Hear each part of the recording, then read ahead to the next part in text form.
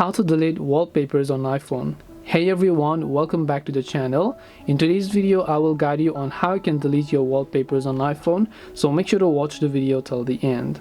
If you want to delete your wallpapers on iPhone, simply swipe down from the top left and clear out any sort of notifications. Long press on the wallpaper here and then you'll see this, and here you can see different sorts of wallpapers that you might have added in this case. And if you would like to delete a certain wallpaper, go to customize option and then you can just go ahead and then select the wallpaper, or you can tap the plus icon option and then see a list of different sort of wallpapers. You can just go ahead and then choose to delete them automatically, right? So now you can just go ahead and long press on it and then choose to delete them just as you see it.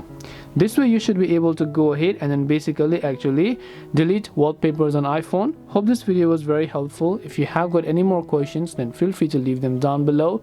Thank you for watching till the end and see you soon in our next video.